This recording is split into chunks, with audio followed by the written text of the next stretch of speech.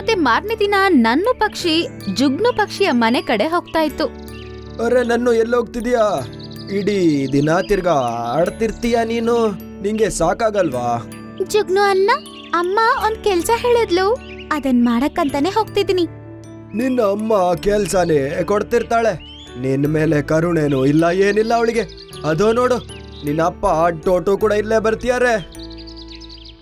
Toto ಇಬ್ಬರ ಬಳಿ ಬಂದು, ಏನ್ ಜುಗ್ನು ಅಣ್ಣ, ಏನ್ ಮಾತಾಡ್ತಾ ಇದ್ಯಾ ನನ್ ಮಗಳ ಹತ್ರ? ನಿಂಗಂತೂ ಮನೆಗ್ ಬಿದ್ದೆ ಹೋಗಿಲ್ಲ. ಅಲ್ಲ, ನಿಂಗೆ ಏನೂ ಗೊತ್ತಿಲ್ವಾ ನಿನ್ನ ಹೆಂಡತಿ ಮಗುವಿಗೆ ಎಷ್ಟು ಕಷ್ಟ ಕೊಡ್ತಾಳಂತ? ಅದನ್ ಕೇಳಿ ಟೋಟು ಕಣ್ಣಿಂದ ನೀರ್ ಸುರಿಯುತ್ತೆ. ಮತ್ತೆ ನನ್ನನ್ನ ಹಾಪ್ಕೊಂಡು ಹೀಗಂತಾನೆ, ಜುಗ್ನು ಅಣ್ಣ, ನಂಗ್ ನನ್ ಮನೇಲಿ ಏನಾಗ್ತಿದೆ ಅಂತ ಗೊತ್ತು. ನನ್ನುಗೆ ಒಂದ್ ಅಮ್ಮನ ಅಗತ್ಯತೆ ಇತ್ತು, ಅದಕ್ಕೆ ನಾನಿನ ಮದುವೆ ಆಗಿದ್ ನಾನು. ನಂಗೇನ್ ಗೊತ್ತಿತ್ತು ಅವಳು ಹೀಗ್ ಮಾಡ್ತಾಳೆ ನನ್ನ ಜೊತೆ ಅಂತ. ಮೊದ್ಲು ಹೇಳ್ತಿದ್ಲು ಇವಳು ನನ್ ಮಗಳೇನೆ ಅಂತ. ಈಗ ಚೇಂಜ್ ಆಗೋಗಿದ್ದಾಳೆ. ನೀನೇ ಹೇಳು, ನಾನೇನ್ ಮಾಡ್ಲಿ? ನೋಡಣ್ಣ, ತಪ್ಪು ಕೆಲಸ ಮಾಡೋರಿಗೆ ಶಿಕ್ಷೆ ಕೊಡ್ಲೇಬೇಕು, ಆಗ್ಲೇ ಅವ್ರಿಗೆ ತಿಳಿಯೋದು ಅವ್ರು ತಪ್ಪು ಮಾಡ್ತೀಯಾರಂತ.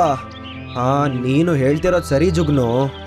ಅಲ್ಲ, ಅವಳ ಜೊತೆ ನಾನು ಏನ್ ಮಾಡ್ಲಿ ಆಗ ಅವಳಿದೆಲ್ಲ ನಿಲ್ಸಕ್ಕೆ? ನನ್ನ ಹತ್ರ ಒಂದು ಐಡಿಯಾ ಇದೆ. ನನ್ನ ಒಬ್ಬ ಫ್ರೆಂಡ್ನ ಮಗಳು ನನ್ನ ಜೊತೆನೇ ಕಾಣ್ತಾಳೆ, ಆದ್ರೆ ಅವಳು ನನ್ನೂ ತರ ಅಲ್ಲ, ತುಂಬಾ ಚಾಲಾಕಿ ಅವಳು. ಮತ್ತವಳಿಗೆ ಜಾದೂ ಎಲ್ಲ ಗೊತ್ತು. ನಂಗನ್ಸುತ್ತೆ ಅವಳು ನಿನ್ನ ಹೆಂಡತಿಗೆ ಬುದ್ಧಿ ಕಳಿಸ್ತಾಳೆ. ನೀನು ನನ್ನೂನ ಮಧು ಮನೆಗೆ ಬಿಟ್ಬಿಡು, ಮತ್ ಮಧುನ ಇಲ್ಲಿ ಕರ್ಕೊಂಬ.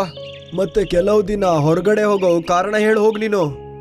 ಸರಿ ಅಣ್ಣ, ಹಾಗೆ ಮಾಡ್ತೀನಿ ನಾನು.